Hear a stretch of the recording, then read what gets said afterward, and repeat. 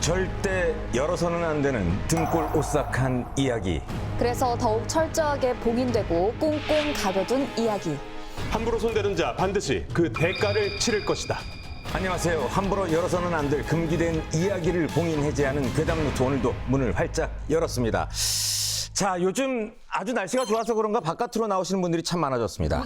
네, 점심 먹고 커피 한 잔씩 들고 동네 산책 나오신 분들도 꽤 많고요. 네, 그렇습니다. 요즘 날씨 때문에 이렇게 멍멍이 데리고 같이 산책 나오시는 분들도 많고 또 그러다 보니까 이 카페도 테라스 있는 분들을 찾으시는 분들이 많더라고요. 네, 거기가 또 핫플이 형성이 되는 맞아요. 아 그런데 요즘에 그런 핫한 카페 말고도 그 핫한 산도 있다는 거 아십니까? 요즘 맞아요. 맞아요. 그 MG산.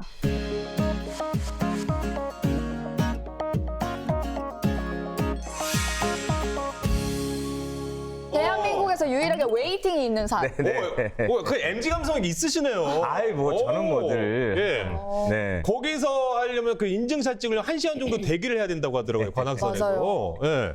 왜 갑자기 네. 관악산이 그렇게 많은 사람들이 찾는 핫플이 되었을까요? 그러니까 궁금하시죠? 네. 그 이유는요. 이분들이 답을 해주실 것 같습니다. 네. 자, 오늘도 우리와 함께 만신전의 금기 기록물을 공개해 주실 네 분의 만신들 나오셨습니다. 안녕하세요. 안녕하십니까? 안녕하세요. 반갑습니다.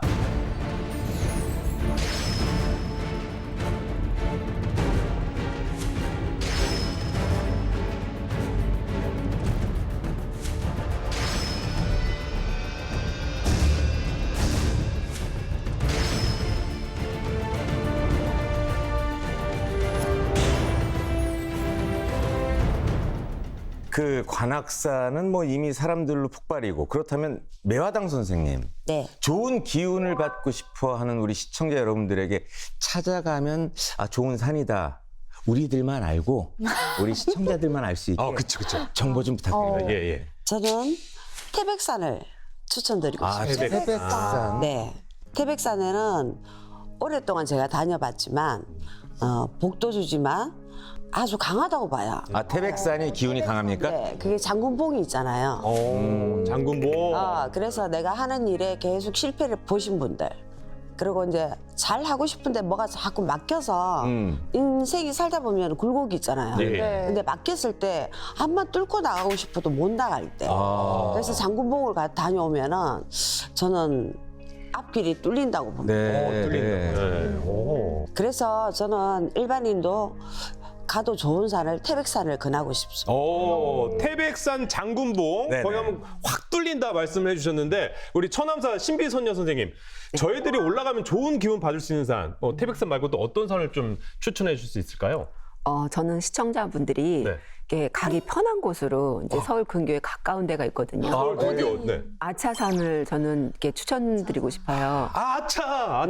네. 아차산은 한강 물줄기를 바라보며 기운을 모으는 위치에 있는데요. 풍수적으로도 재물이 빠져나가지 못하게 꽉 잡아주는 이렇게 수구의 기운이 아주 강한 곳이라고 생각하고 또 연인들의 어떤 사랑도. 네, 연인의 어떤 사랑을 맺음 또 가정의 행복 이런 건강도 주는 데를 저는 추천해드리고 싶습니다. 그럼 이제 아차산까지 나왔는데 환공당 선생님의 픽은 어딘가요? 네, 저는 백호의 기운을 가진 인왕산을 추천합니다. 인왕산. 네, 모속에서는 인왕산에 있는 치마바위와 선바위가 매우 영험하다고 하고 또 선바위 같은 경우에는 또 아이를 바라는 분들이 가면은 또 좋을 산으로 꼽힙니다. 또 기하면 이 산을 빼놓고는 이야기할 수 없을 만큼 너무나 유명한 계룡산도 추천해드립니다. 저도 어렸을 때부터 많이 들었던 산이 계룡산이긴 했어요. 계룡산이 무속인 분들도 굉장히 많으시고 맞아요. 뭐 하여간 계룡산이 기가 그렇게 세다 뭐 이런 얘기를 듣긴 했습니다. 네. 자, 그럼 이제 유래보살 선생님은 여기서 어떤 산을 더 추천해 주실 수 있을까요? 있을까요? 어떤 게? 저는 먼저 팔공산을 추천해드리고 싶은데 팔공산. 예로부터 팔공산에는 솔직히 사람이 일반인들이 끊이질 않아요. 네. 예, 거기는 일단은 학업, 또 자식, 건강. 다 있어요? 예, 그쵸. 그래서 엄마들이나 이렇게 아빠들이 항상 자식 불공을 많이 드리러 왔고 얼마 전에도 다녀왔지만 전에 갔다 왔을 때나 지금이나 정말 사람이 많더라고요. 맞아요. 네, 명산 중에 명산이라고 전 칭찬해드리고 싶고요. 네. 위험하지 않아요. 일단. 예. 또 저는 또 인왕산. 네네. 예, 저 인왕산은 사실 뭐 우리나라에서 꼽힐 정도로 조선 시대부터 무지하게 신적으로 많이 빌던 공이 있던 원래부터. 곳이기 때문에 네. 거기도 자식 공덕 그쪽으로 이렇게 많이 빌고 오시는 분들이 많고 네. 저는 지금 제가 얘기하는 건 거의 좀 위험하지 않는데 악산 아니고. 산악이 괜찮은데. 네. 예. 네. 아우, 좋네요. 선생님들의 추천에 인왕산이 많이 나오네요. 그러네요. 뭐 아무래도 저는 이제 아직까지는 아이 쪽이니까 인왕산 스타트 하겠습니다. 예. 지금 가장 중요한. 네. 서임 씨는 어느 산 스타트 하겠습니까? 저는 아차산으로 갑니다. 아차산. 네. 네. 아차산으로 가서 한번 저의 짝을 찾아보도록 하겠습니다. 아, 짝을 좋습니다. 찾기 위해서. 네. 우리 조충현 씨는 저는 뭐. 네. 예.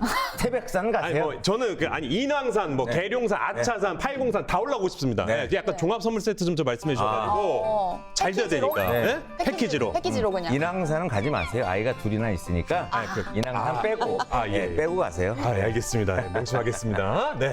자, 많은 기운을 담은 산의 이야기를 시작으로 괴담 노트를 출발해 보도록 하겠습니다. 네, 더욱더 강렬하고 더욱더 오싹하고 캡사이신보다 더 매서운 만신전에 꽁꽁 숨겨진 기록들이 이제 공개가 됩니다. 자, 가장 먼저 어느 분이 열어주실까요? 최서임 씨? 네, 가장 먼저 봉인된 괴담 상자를 열어주실 분은 환궁당 선생님이십니다. 환궁당 선생님, 봉인 해제해 주세요. 저승에서 들려온 비명, 그리고 꽃신에 감춰진 추악한 비밀, 환궁당 선생님의 봉인된 이야기. 제가 여러분께 전해드릴 비밀 이야기.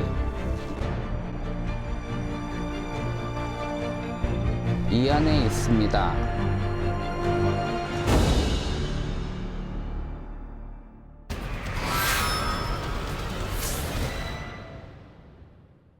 일찍 죽은 자식, 생각만 하면 가슴이 미어져 무엇이든 해주고 싶은 게 부모 마음이겠죠. 그런데 그 간절한 정성이 가혹한 저주가 되어 돌아온다면 여러분은 어찌하시겠습니까? 이에 관한 괴담 지금 들려드리겠습니다. 한동안 슬픔에 젖어 살던 영만 씨. 오늘은 너무 기분 좋아 술 한잔 안 할 수가 없었는데요. 우리 딸 비록 저승이지만 이 아빠가 맺어준 짝하고 행복하게 살려무나. 영만 씨는 18 어린 나이에 병을 얻어 세상을 떠난 딸 민진이만 생각하면 가슴이 미어졌는데요. 드디어 영혼 결혼식을 올리게 됐고 이제서야 부모된 도리를 다한 것 같아 흐뭇했습니다. 아이고. 그런데 이로부터 얼마 후 영만 씨는 불길한 꿈을 꾸게 됩니다. 영만 씨는 꿈속에서 어떤 방을 들어가게 됐는데 그 방에서 꽃신을 보게 됐고 울고 있는 한 여자애를 보게 됩니다.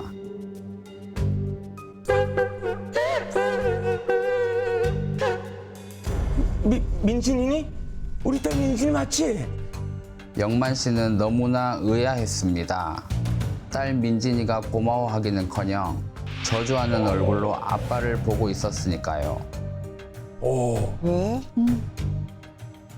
그 시각 저 역시도 영만 씨 딸에 대한 꿈을 꾸다 깨어나게 되었고 몹시 불길한 느낌을 받았습니다.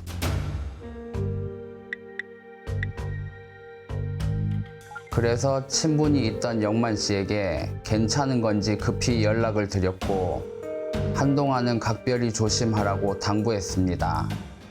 예, 선생님. 말씀은 감사한데요. 예, 별일 없습니다. 사업도 잘 되고 있어요. 네. 근데 꿈이. 그때 영혼 결혼식을 올렸다는 얘기만 제게 해줬어도 화를 막을 수 있었는데요.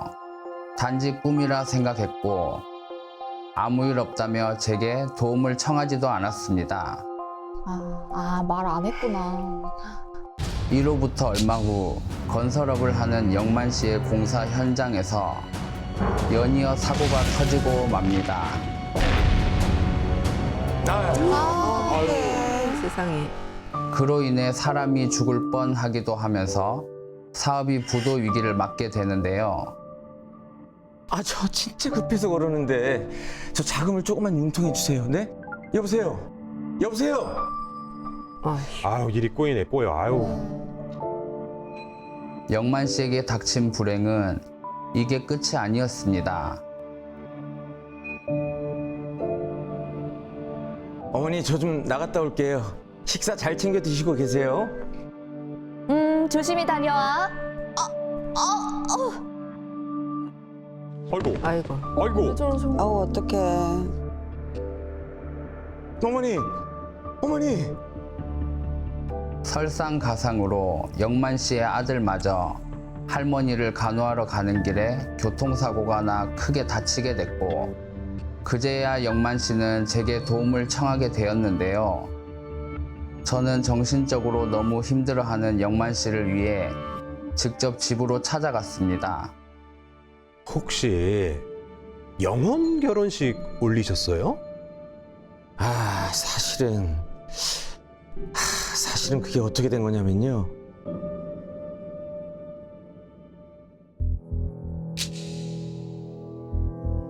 딸을 잃은 슬픔에 괴로운 나날을 보내던 영만 씨. 하루는 자신처럼 건설업을 하던 강 사장이 위로차 찾아와 만나게 되었는데요. 아유, 얼마나 상심이 크십니까? 아유, 그 마음 잘 압니다. 그래서 말인데요. 영만 씨는 강 사장으로부터 혹하는 제안을 받게 됩니다. 아, 영혼 결혼식이요? 아니, 강 사장님 조카랑 제 딸을요? 아, 그렇습니다. 이 선남선녀끼리 이승에서 못다한 한을 저승에서 푸는 겁니다. 어때요? 그러나 영만 씨가 한 가지 간과한 게 있었습니다. 바로 영혼 결혼식 당사자인 강 사장의 조카였는데요. 그자는 여자를 폭행하며 범죄를 일삼다 사망한 악질이었고, 죽어서도 그 버릇을 버리지 못했던 겁니다. 또한 강 사장의 조카는 이미 수차례나 영혼 결혼식을 올렸던 것이었고, 민진이는 졸지에 첩이 되었습니다. 아, 그걸 몰라. 와. 뒷배경을 안 봤구나. 꽃다운 나이에 세상을 뜨게 된 것도 억울한 일인데, 이런 일을 겪게 되었으니 결혼식을 강행한 아빠가 얼마나 원망스럽겠습니까? 결국 한 맺힌 딸의 저주가 비극으로 되돌아온 것이었습니다. 이에 영혼 결혼식 때 사용했던 지푸라기 인형을 확인해 보았는데요. 이미 뒤집어져 있었습니다. 아이고. 안 맞으니까.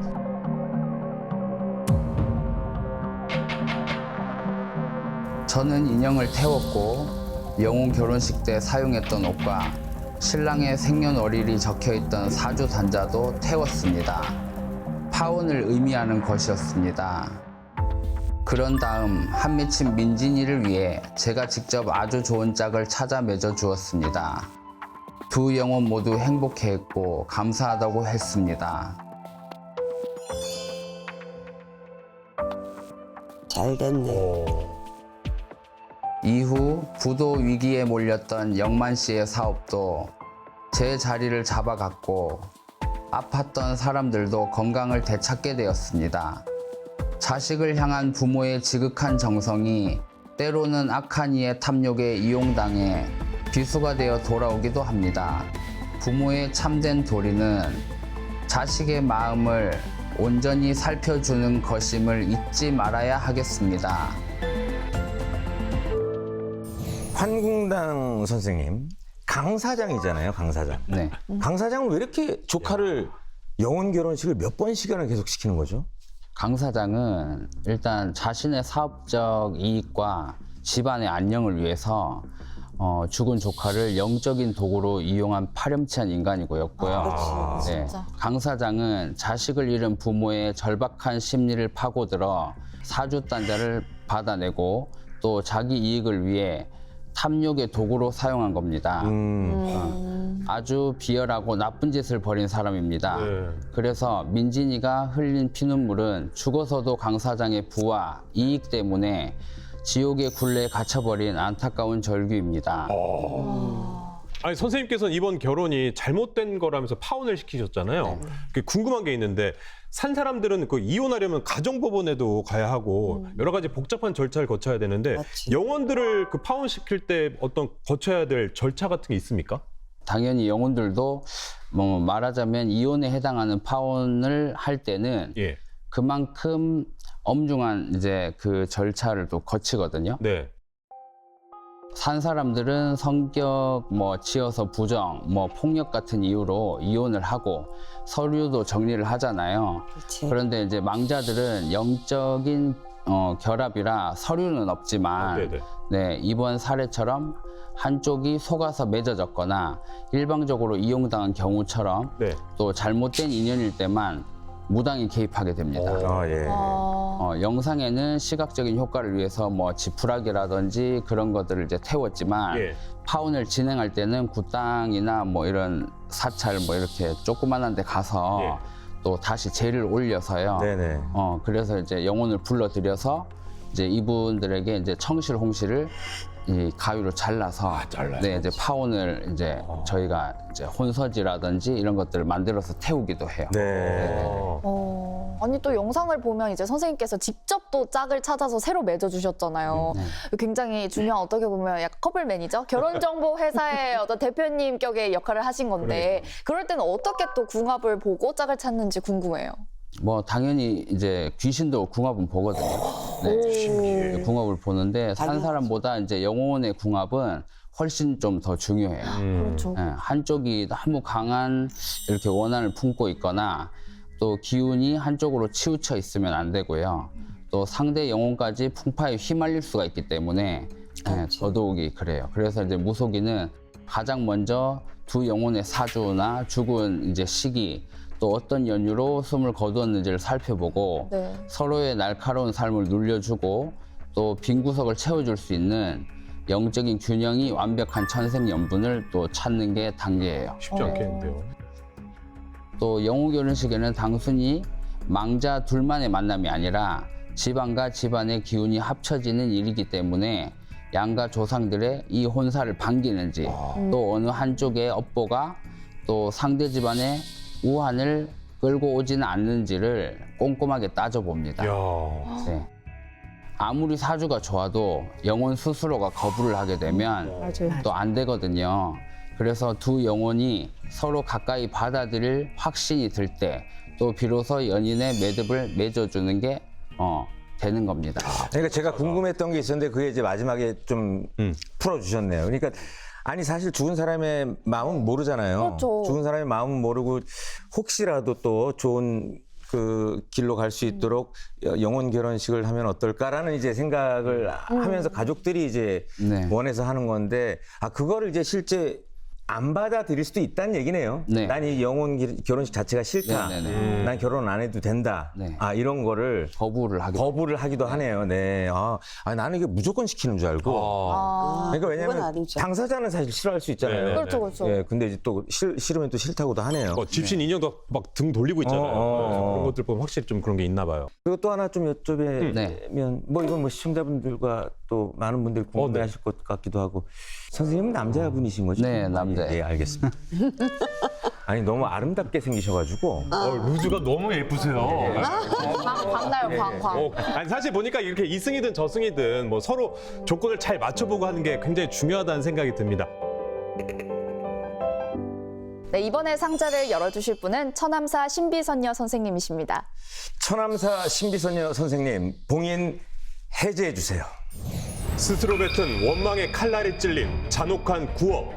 처남사 신비선녀 선생님의 봉인된 이야기. 오늘 여러분께 전해드릴 정말 믿기지 않는 이야기 이 안에 있습니다.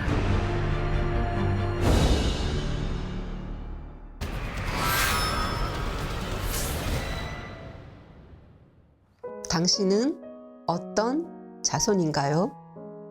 여기 효자인 아들에 대한 이야기를 들려드리겠습니다.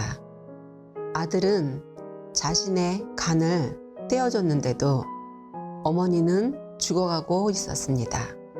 이 이야기는 어머니를 너무나 아꼈던 아들의 이야기입니다.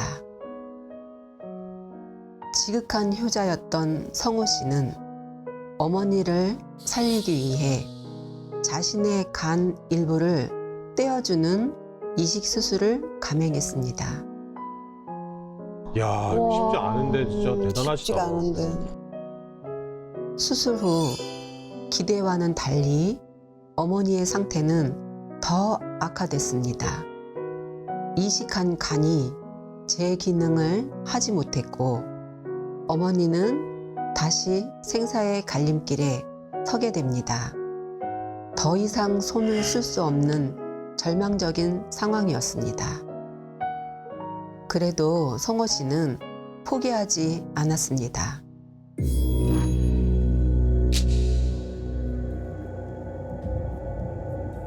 보통 무속인들은 생사가 달린 일에 살릴 수 있다는 장담을 함부로 하지 않습니다. 그렇지만 성호 씨와 마주하자마자 모시고 있는 할아버지 목소리가 제 입을 통해 그대로 터져 나왔습니다. 살 수 있다.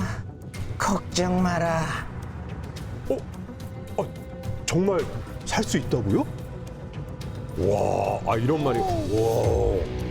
저 스스로도 당황할 만큼 확신에 찬 공수였습니다. 저는 곧바로 집안 내력을 확인해 보기로 했습니다. 일단 성호 씨와 함께 집과 선산을 둘러봤습니다.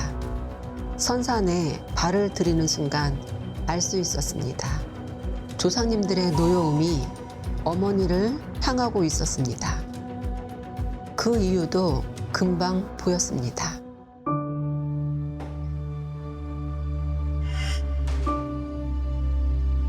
아이, 이래도 안 도와줘? 받아먹을 거 다 먹고. 아유. 어머니. 그러시면 안 돼요. 어머니는 집안에 안 좋은 일이 생길 때마다 조상님들을 원망하는 분이었습니다. 야, 조상님들 빈정상하셨겠다.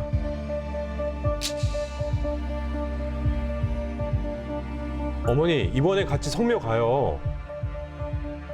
내가 거길 뭐하러 가? 가서 절하면 뭐가 달라지는데?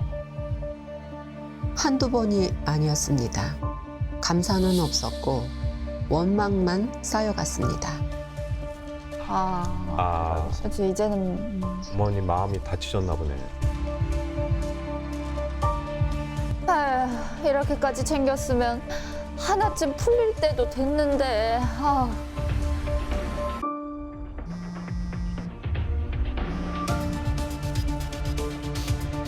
뭐? 또 사고 났다고? 역시 또지. 하여간 조상 잘 둬서 제대로 되는 게 없다니까. 어머니는 멈추는 법이 없었습니다. 오히려 점점 더 심해졌고 그게 수십 년간 쌓여왔습니다.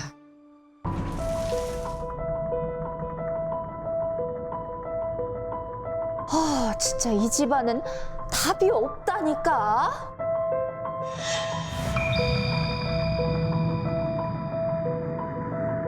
조상님들이 등을 돌린 순간부터 어머니를 외면했습니다. 어머니 스스로 불러들인 결과였습니다. 저는 즉시 조상님들에게 기도를 드렸습니다. 하지만 시작부터 쉽지 않았고 조상님들은 쉽게 답을 내어주지 않았습니다. 지금 불이 안 켜져요? 불도 안 켜져요, 지금. 성호 씨는 아무 말도 하지 못한 채 옆에서 지켜볼 수밖에 없었습니다.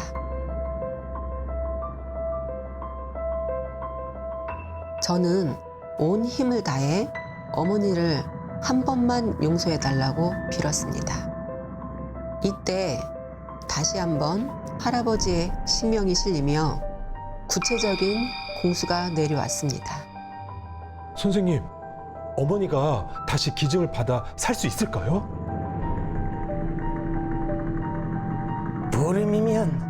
보름이면 가능하다. 보름이면? 와. 너무나 구체적인 날짜였습니다. 너무나 정확한 기한이었습니다. 이건 가능성이 아니라 이미 정해진 일이었습니다. 정확히 12일째 되는 날, 성호 씨는 기쁜 소식을 듣게 됩니다. 진짜요? 지금 바로 병원으로 가면 되는 거죠? 감사합니다. 정말 감사합니다. 보름도 안 돼 기증자가 나타난 것입니다. 쉽지 기적이다. 않은데. 잘 됐네.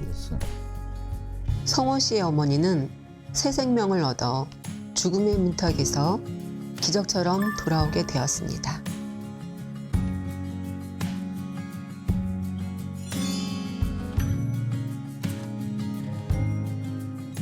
조상님들은 당신이 부를 때만 오는 게 아닙니다. 당신이 욕할 때도 듣고 있습니다.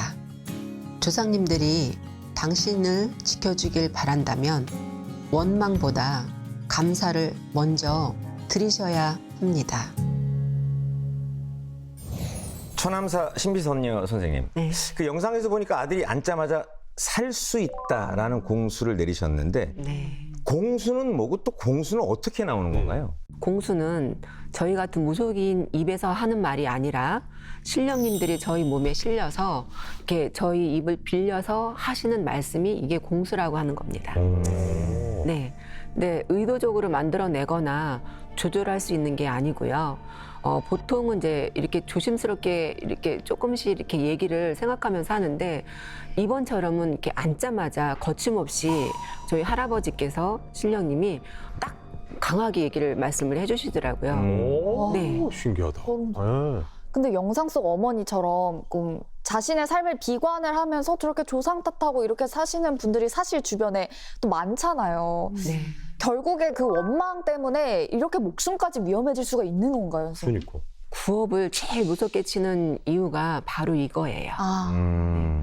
내가 뱉은 말은 허공으로 사라지는 게 아니라 우리 조상님이 다 듣고 계시거든요.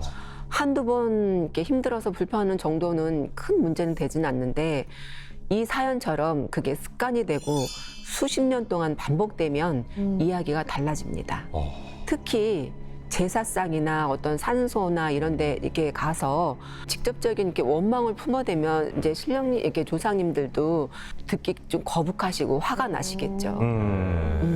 이 말이 이게 쌓이고 그러다 보면 지켜주는 이제 기운이 점점 약해지고 결국 등을 돌리는 흐름까지 갈 수 있습니다. 그래서 극단적인 경우에는 이 사연처럼 건강이나 삶의 흐름까지 안 좋은 영향을 받는 상황으로 이어질 수 있는 겁니다. 네. 감사합니다. 감사합니다. 늘 그런 마음으로 네. 감사합니다. 땡큐. 네. 역시 뭔가 이승이든 저승이든 뒷담화 이런 건 정말 안 좋은 것 같아요. 그럼요. 안 좋죠. 아들은 그 자기 간까지 떼어준 최고의 효도를 했습니다. 그런데도 조상님들은 왜 자식의 그 고귀한 정성마저 외면하고 어머니를 그 죽음 직전까지 몰고 간 걸까요? 아들 입장에서 봤을 때는 좀 너무 가혹한 상황 아닐까요? 완전히 외면한 건 아니라고 봅니다. 아들이 저를 찾아온 곳 그 자체가 이미 조상님들이 마지막 기회를 준 흐름이라고 보거든요. 소름 돋는다. 그렇게 얘기하니까. 네. 중요한 건 조상님들이 보고 있는 기준은 자식의 효심 하나만이 아니라는 점입니다. 어머니가 수십 년 동안 쌓아온 원망과 말, 그게 계속 쌓이면서 관계 자체가 끊어진 상태였던 겁니다. 그래서 아들이 아무리 큰 효도를 했어도 그걸로 바로 덮을 수 있는 문제가 아니었던 거죠. 그런 상황에서 아들이 대신 고개를 숙이고 빌었다는 건 끊어졌던 관계를 다시 이어준 행동이었습니다. 그래서 결국 저 자식 봐서 한 번은 살려주자 이렇게 길이 열린 거고요. 결과적으로 보면 어머니를 살린 건 간 이식이 아니라 아들이 다시 이어놓은 관계였다고 보셔야 합니다. 부산과의 관계. 진짜 효자였다. 네. 그러니까 사실 저도 항상 일이 꼬일 때나 뭐 문제가 생기면 그런 생각을 해요. 아예 다 뜻이 있겠지. 그러니까 막 이게 잘못된 걸로 생각해서 막 예. 왜 또 나한테 이런 일이 이게 아니고 저는 항상 늘 그렇게 생각했어요. 이건 아마 더 뭐 전화위복이 될 수 있을 만한 어떤 기회의 야, 대단하다. 네. 길일 수도 있겠다, 뜻이 있을 오. 거야라는 생각으로 계속 살아온 건 맞아요, 진짜. 예, 예. 그리고 제가 자료를 좀 찾아보니까 선생님 유튜브를 봤는데 처음에 얼굴을 가리고 나오시더라고요. 특별한 이유가 있으세요? 왜 그러시는 거예요? 저희 집에서는 아직 제가 신을 받았다는 걸 아직도 모르세요. 진짜. 그래요? 네. 근데 큰일 나는 거 아닙니까? 이거 어떻게? 큰일 나. 여기 지금 모자이크 여기 전화- 뭐 베일이라도. 네. 전화 많이 받으실 것 같은데. 괜찮으세요? 근데 다행인지 불행인지요. 저희 이 가족분들이 이렇게 신앙이 굉장히 있으세요. 크리스찬이라 이런 걸 볼지 안 볼지는 잘 모르겠어요. 네. 아니, 죄송한데 선생님 아마 주변 가족들은 안 볼 수 있지만 그 맞습니다. 가족의 주변 분들은 보실 거예요. 그러니까. 그래도 이제 얘기를 해주시. 이제는 제가 이제 감수를 해야죠. 이런 경우는 처음 아닌가요? 처음이잖아요. 처음입니다. 모쪼록 무사하시길 바랍니다. 네. 집에 갔는데 갑자기 무슨 일이 생기고 뭐 그러진 않았으면 좋겠습니다. 네. 저희가 또 출연자분 이렇게 네, 걱정하신 네. 처음이네요. 네. 자, 지금까지 천암사 신비선녀 선생님의 많은 울림을 주는 괴담 노트였습니다. 자, 다음 이야기는 어느 분이 준비해 주셨습니까? 네, 이번 이야기는 매화당 선생님께서 준비하셨습니다. 어떤 이야기가 담겨 있을지 궁금해지는데요. 매화당 선생님, 봉인 해제해 주세요. 아이에게 닿은 망자의 흔적. 매화당 선생님의 봉인된 이야기. 오늘 제가 들려드릴 잔혹한 이야기.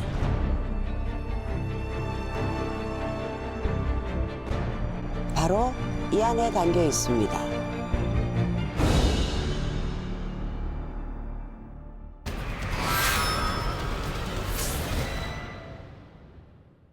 한밤중 아이가 긴 시간 울음을 멈추지 않는다면 어떤 생각이 드시나요? 아픈 건지, 배가 고픈 건지, 어딘가 불편한 건 아닌지. 한밤중 아이의 울음에서 시작된 어느 슬픈 망자의 이야기 지금 시작합니다. 수진 씨와 민호 씨는 아이를 키우며 알콩달콩 행복한 시간을 쌓아가고 있었습니다. 아이는 그 흔한 병치레 없이 건강하게 잘 자라주었고 부부는 이 평온한 일상이 계속될 거라 믿었습니다.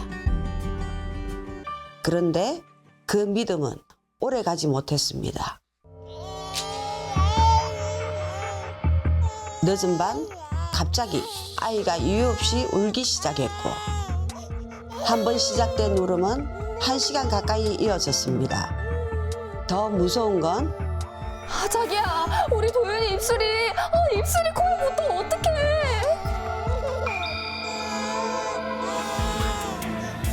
에? 왜 위로 올라간 거야? 뭐 땡겼어요? 뭐야? 이거 왜 이래? 왜 이래? 부부는 어떻게든 아이 입술이 말려 올라가지 않게 잡아도 보았지만 부질없는 짓이었습니다. 다음 날 부부는 아이를 데리고 병원을 찾아갔습니다. 이거 아무 이상이 없어요. 이거 정상이에요. 걱정은 됐지만 이상이 없다는 말에 안심하고 조금 더 지켜보기로 했습니다. 그날 밤도 같은 시간 아이는 1시간 가까이 울음을 멈추지 않았고 아이의 입술 역시 지난 밤과 똑같이 기괴한 모양으로 말려 올라갔습니다. 이후에도 아이는 매일 밤 같은 시간 같은 증상을 겪었고 유명한 병원들 좋다는 약들 다 찾아다니고 다 먹어도 보았지만 나아질 기미는 보이지 않았습니다. 결국 수지 씨는 수소문 끝에 저에게 연락을 했고 우리는 만나게 되었습니다. 우리 아이가 왜 그렇게 아픈지 이유라도 알고 싶어요. 수진 씨는 마지막 지푸라기라도 붙잡는 심정으로 울면서 말했습니다.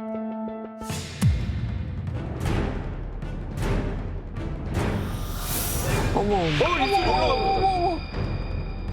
고기가 내 입술도 뜯어먹고 내 눈도 빼먹고 내 살도 다 뜯어먹었어. 왜 안 좀 풀어줘요. 당신이 누구신데요? 아이고 세상. 재수 씨? 그 순간 수진 씨의 얼굴이 차갑게 굳어버렸는데요. 사실 수진 씨에게 재수 씨라고 부를 수 있는 사람은 이 집안에 단 한 사람, 남편의 형, 바로 시아주버님 뿐이었습니다. 오래전 수진 씨의 시아주버님 박진호 씨는 배를 타고 나갔다 물에 빠지는 사고로 실종되었고 끝내 시신조차 찾지 못해 차가운 바닷속에 남겨졌던 것입니다. 세상에. 아이고. 허망하게 큰 아들을 잃은 시어머니도 한참 동안 깊은 충격에 빠져 지냈고 결국 한 달이 채 지나기도 전 큰아들 곁으로 떠나게 되었습니다. 형도 가고 엄마까지 가면 나 어떡하라고. 갑작스런 어머니의 죽음으로 정신없는 시간을 보내야 했던 민호 씨. 안타까운 형의 넋을 제대로 달래주지도 못한 채 그렇게 시간은 흘러가 버렸습니다.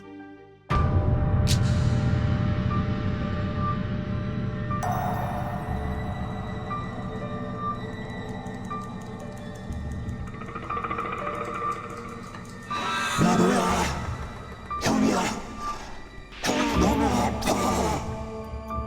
하지만 민호 씨는 형의 신호를 알아채지 못했습니다.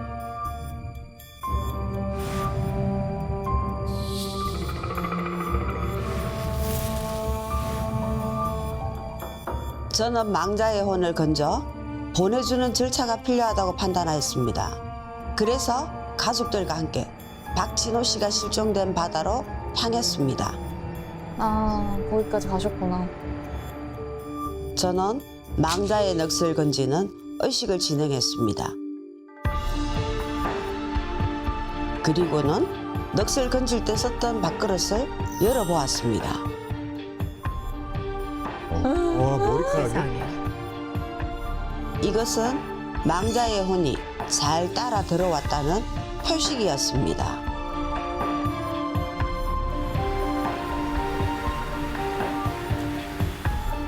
죽은 사람은 말이 없다고 하죠. 그건 넋이 온전히 자기 길을 떠났을 때 이야기입니다. 아무도 알아주지 않고 고통 속에서 떠난 사람은 끝내 전하지 못한 말이 남기 마련입니다. 지금 여러분 주변에도 자신의 넋을 거둬달라며 신호를 보내는 존재가 있을지 모릅니다. 지금까지 끝내 자신의 넋을 달래고 떠난 어느 망자의 이야기였습니다. 이야기를 들어보니 이제 바다에 빠진 망자의 넋을 걷어들이는 의식을 밥그릇에 흰쌀을 넣고 하시던데 왜 그런 거죠? 쌀은 옛부터 생명과 기운을 상징하는 물건이죠. 네. 빈 그릇에 쌀을 담는 건 비어있는 공간에 혼이 잘 들어올 수 있는 자리를 만들어주는 역할입니다. 그릇은 몸, 쌀은 기운이라고 보시면 아마 이해가 쉬우실 겁니다. 네. 아, 그런데 선생님, 근데 신기한 게 너꺼지가 끝나고 밥그릇에서 머리카락 이게 발견됐었잖아요. 네. 혹시 그 머리카락이 아니고 다른 게 들어갈 수도 있습니까? 네. 아, 그래요? 어떤 거? 넋거지를 하고 나서 그릇 안에서 머리카락이 나오는 건 망자의 넋을 제대로 거둬들였다는 의미로 보고 다만 머리카락만 나오는 건 아니고 손톱처럼 맞아요. 죽어도 끝까지 잘 썩지 않는 것들이 나오는 경우도 있어요. 맞아요. 만약 아무것도 나오지 않는다면 그걸로 끝내지 않고 흔적이 나올 때까지 바다에 그릇을 던지며 계속 넋거지를 합니다. 그래도 응답이 없으면 직접 물로 들어가서 망자의 이름을 부르며 어떻게든 혼을 건져내는 과정을 이어갑니다. 그렇죠. 아니 선생님 근데 머리카락이 저렇게 뭉텅이로 나오지는 않죠? 뭉텅이는 아니에요.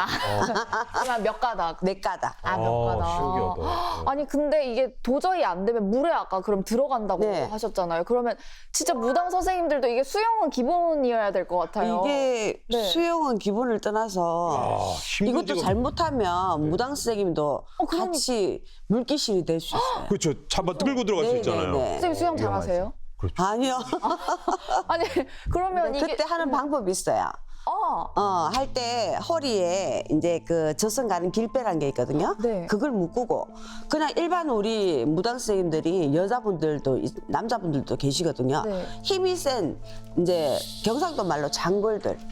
장골. 이 장정들을 몇 명을 그 줄을 당기라 그래요. 당기라고. 왜 그러면 갑자기 물에서 휙 땡길 때는 네, 물살에 많이. 물살도 물살이지만 진짜 무엇이 땡기는지 모르지만 그냥 네. 일순간에 쑥 빠지고 없어요. 아, 그런 분들이 또 도와주셔야 되고. 네.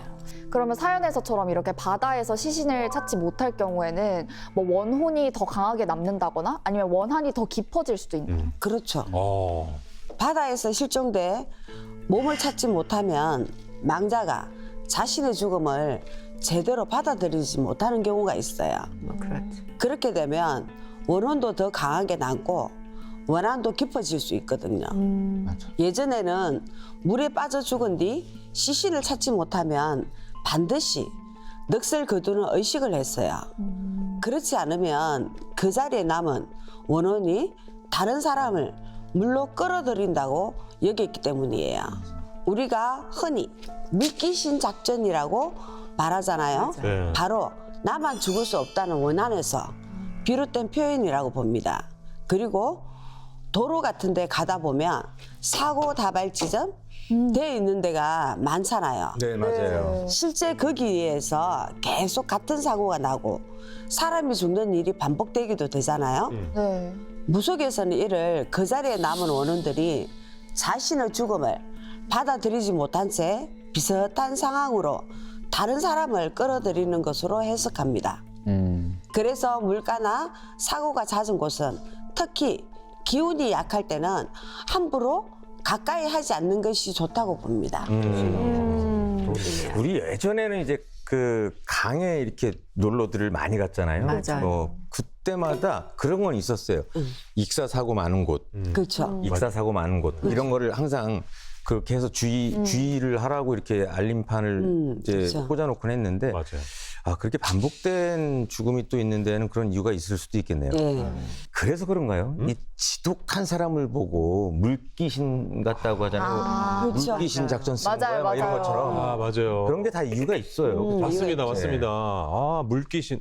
저 혼자 망하기 싫어서. 어. 저를 왜 보시죠? 아니. 저 물귀신인가요? 네, 같이 잘해봐요. 아, 네.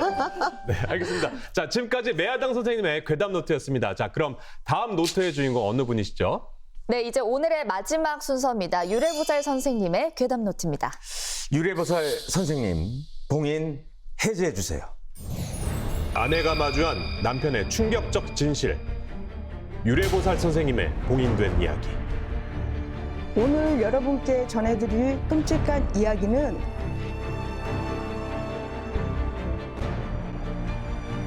바로 이 안에 있습니다.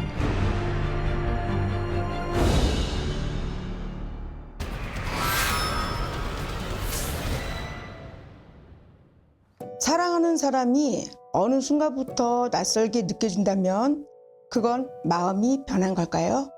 한 아내가 마주하게 된 내 남편이 숨기고 싶었던 충격적인 진실. 지금부터 그 진실을 따라가 보겠습니다.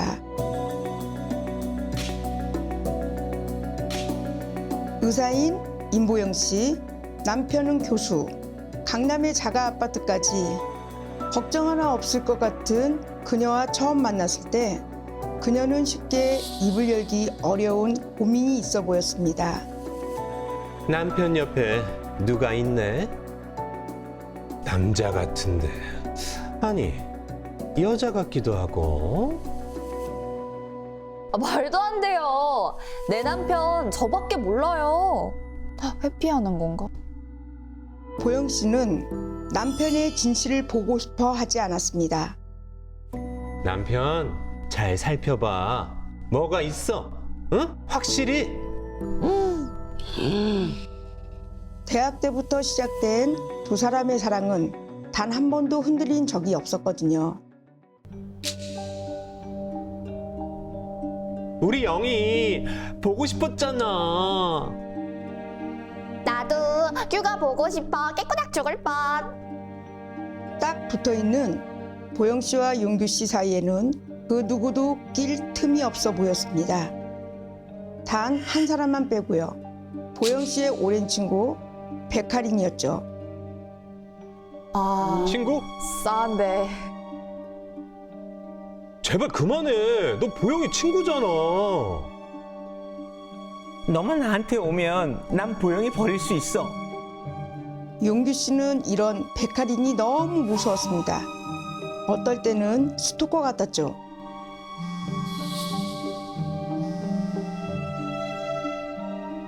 아 진짜 미치겠네 정말. 다행히 용규 씨를 향한 하린의 집착은 용규 씨와 보영 씨가 결혼을 하면서 잠시 멈추는 것처럼 보였습니다. 자기야, 하린 결혼했대. 야, 잘 됐네. 근데 친구 아무한테도 연락도 안 하고 결혼했다는데? 며칠 후 백하린에게 전화가 왔습니다. 나 결혼했어. 들었어. 축하해. 진짜 축하해? 난 너랑 결혼하고 싶었어. 야, 정신 좀 차려. 지금 네 남편한테나 잘해. 어? 결혼을 했는데도 하린은 용규를 향한 집착은 멈추지 않았습니다. 차단해야죠. 그러던 어느 날 용규 씨에게 충격적인 소식이 들려왔는데요.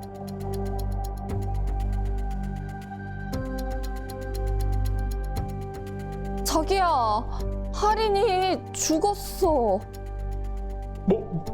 뭐라고?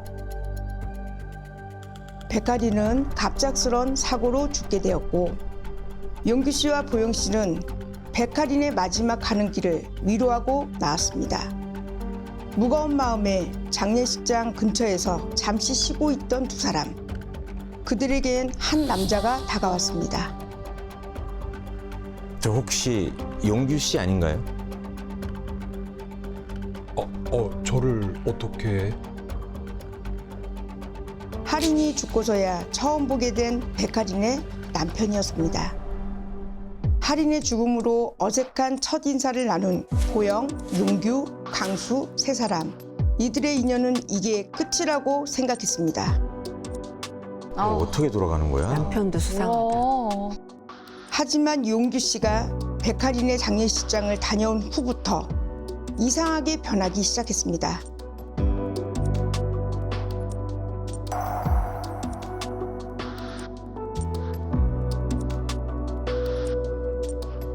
그게 다가 아니었습니다. 매일 밤 늦는 건 기본, 일주일에 반 이상 외박까지.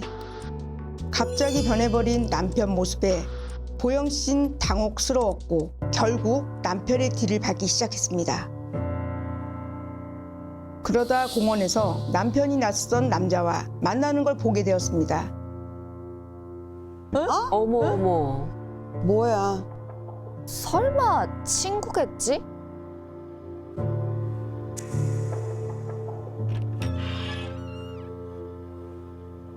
결국 보영 씨는 저에게 도움을 요청했고 믿고 싶지 않았던 남편의 또 다른 모습을 확인하기로 했습니다.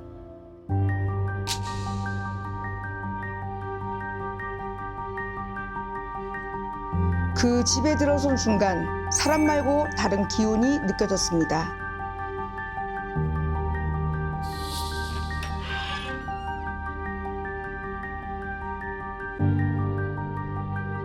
용규 씨가 여장을 한 남자와 끌어안고 있는 모습이었습니다. 너무 놀란 보영 씨는 그대로 굳어버렸습니다.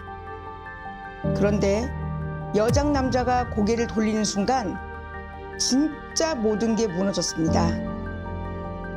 여장 남자는 얼마 전 죽은 백하린의 남편 강수 씨였습니다. 어머머. 이게 무슨 뭐야 이거? 남의 몸에 붙어서 뭐 하는 거야? 나가! 용기 씨를 거라. 토양이라보다 좋았던 내가 너 먼저 좋아했잖아. 용기 씨한테 떨어져.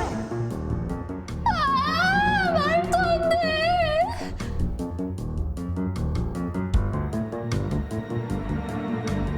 결국 저는 망자의 혼을 달래보냈고 보영 씨의 남편도 제자리로 돌아왔습니다. 우리가 이 이야기에서 꼭 기억해야 할 것이 있습니다. 사람은 마음이 약해질 때 생각보다 쉽게 흔들립니다. 원기는 그 틈을 놓치지 않고 파고드는 거죠. 지금까지 원기의 집착에 무너진 한 부부의 이야기였습니다. 이야기 속 남편이 원기가 붙은 여장 남자의 유혹에 넘어가는 건데 이 평소 아내만 바라보던 남자였는데 이렇게 쉽게 귀신에 홀리기도 하나요? 특히 이 이야기 속 남편 얘기는 죽은 사람과 얽힌 감정 그리고 일시적으로 매우 안 좋았던 상황이어서 심적으로 눌린 상태였거든요. 그래서 더 쉽게 끌려간 것 같아요. 그러면 선생님 그 동성애, 뭐 이성애 같은 성적 취향은 타고난 것인지 아니면 뭔가 그 귀신의 영향으로 바뀔 수 있는 것인지 굉장히 궁금합니다. 이런 것도. 성적 성향은 대부분 타고난 부분이라 생각을 하고요. 귀신이 붙었다고 해서 그 자체가 다 바뀌는 것은 아니에요. 다만 이제 우리가 왜 그 악기라는 게 있잖아요. 네. 굉장히 무섭거든요. 그래서 사람이 허해졌을 때 그때 파고들고 그렇기 때문에 그 사람이 말투나 행동에서 급격히 변하는 모습을 볼 수가 있어요. 그런 징후가 있을 때는 성격이나 예를 들어서 안 했던 그런 부분들을 자꾸 행동을 하기 때문에 한 번쯤은 꼭 살펴보시는 게 필요합니다. 네. 그럼 특히 평소와 다르게 뭔가 선생님 갑자기 성격이나 성적 취향이 변하는 경우에 흔히 귀신 들렸다라고 얘기를 하는 경우가 있는데 이게 실제 사례가 있나요? 비슷한 경우를 본 적이 있는데 예전에 한 총각이 찾아왔었어요. 네. 원래 말투도 적고 여자 관계도 거의 없었고 소심하고 어느 날부터 말투와 태도와 행동, 표정이나 눈빛이 너무 다른 사람처럼 변해 있었거든요. 남들이 보면 정신이 뭐 이렇게 좀 왔다 갔다 했다 이렇게 보일 수도 있지만 무속 세계에서 봤을 때는 뭐가 이렇게 따라들었다라고 볼 수가 있어요. 그래서 가족들은 이제 어떻게 보면 좀 이상하다 하면서 그냥 넘기는 경우들도 사실 있거든요. 네네. 근데 그 남자분은 원기가 붙어서 기운 정리를 하고 나서 이상 행동이 확 줄었죠. 이런 경우 성적 취향이 바뀌었다 생각하기보다 먼저 이 사람이 변한 건 아닌지 다른 기운이 들어와 흔들고 있는 건 아닌지 같이 봐야 합니다. 아, 그렇구나. 그러면 이 이야기 속에 할인이란 여성이 굉장히 스토커처럼 이렇게 계속 따라다녔잖아요. 죽어서도 막 못 떠나고 있고 맴돌고 있는데 이런 경우에는 어떤 기운으로 영향을 받아서 더 심해지는 건지 궁금해요, 선생님. 일단 집착이 유독 강한 사람이 있어요. 아, 있죠. 네, 애정 결핍증처럼. 근데 이제 타고난 기질이 있는 경우가 많은데 한 번 마음을 두면은 끝까지 봐야 하고 상대를 자기를 것처럼 붙잡는 그런 성향들이 있거든요. 그렇죠, 그렇죠. 네. 그런데 그런 사람이 상처를 크게 받으면 맞아. 미련을 못 놓아요. 맞아. 나쁜 기운까지 겹치면 그 집착은 훨씬 독해질 수 있습니다. 살아있을 때도 위험하지만 죽어서 한이 되면 더 무섭고 질겨요. 이런 경우 초반에 선을 분명히 긋는 게 중요하고요. 네. 애매하게 연락을 하거나 또 미안해서 받아주거나 여지를 남기면 더 커져요. 그렇죠. 뭐 사실 아까 전에 사연을 보면서 제가 잠깐 오해를 해서 죄송합니다. 왜냐하면 아까 그 사연자가 이제 선생님을 찾아뵀을 때 네. 선생님이 그 얘기를 했거든요. 옆에 누가 있네요. 남자 아니면 여자. 당연하거든요. 너무나 당연한 말. 그래서 저도 모르게 애매모호하게 말씀. 그래서 이렇게도 맞추고 저렇게도 맞추고. 누군가가 있는데 남자 아니면 여자면 당연히 그냥 당연히 그런 게 나도 얘기해 아닌가. 줄 수 있는 상황인데 아, 그 생각을 하셨어요. 사연을 끝까지 네. 보니까 결국은 이런 상황이었다라는 걸 알게 됐습니다. 정확하네. 아니 그러면 선생님 또 이런 집착이 사람을 해칠 정도로 커지기 전에 막을 방법 아니면 비방이 있습니까? 있습니다. 특히 집착이 아주 심한 사람들은 네. 그 사람의 물건을 받았던가 사진이나 편지, 선물 같은 게 흔적을 오래 지고 있는 게 안 좋아요. 그래서 그게 기운의 통로가 되거든요. 그리고 본인이 자꾸 악몽을 꾸거나 이유 없이 그 사람이 생각이 든다면 그럴 땐 소금이나 네. 네. 향으로 이렇게 좀 기운을 정리하는 것이 좋고요. 네네. 항상 집안에 한기를 자주 해놓는 게 굉장히 좋아요. 네네네. 혼자 버티지 말고 네네. 이럴 때는 샤머니즘 이제 우리 같은 네, 쌤을 찾아가요. 네, 이게 오셔서 네. 그 원인을 파악을 하고 도움을 받는 것이 무지하게 중요하다고 생각을 하거든요. 네네. 집착은 시간이 갈수록 더 질겨지고 위험해지는 경우가 그런 것 많습니다. 네. 아, 네네. 결론은 뭐 선천적으로 있는 기질에 악의 기운이 들어가면 그게 더 극대화가 된다라는 얘기네요. 네, 잘 들었습니다. 이렇게 유래보살 선생님의 이야기 끝으로 오늘 준비한 봉인된 이야기 모두 열어봤습니다. 네 분 선생님, 봉인됐던 괴담 해제시켜줘서 감사합니다.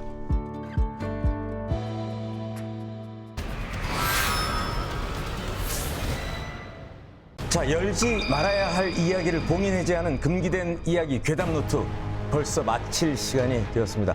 자, 오늘 저희가 준비한 등골 오싹한 괴담노트는 여기까지입니다. 네, 내 마음속에 들어있는 이 악의 기운, 제 주변에 왔을지도 모를 이 악의 기운 그냥 창문 열고 날려보내고 편하게 잠자면 되는 거죠. 네, 근데 제대로 잠을 잘 수 있을지가 사실 좀 의문이긴 한데 네, 자야 돼요. 저희는 다음 주에 더욱더 무섭고 오싹하고 재밌는 이야기 더 많이 준비해서 돌아오도록 하겠습니다. 괴담노트 봉인 완료!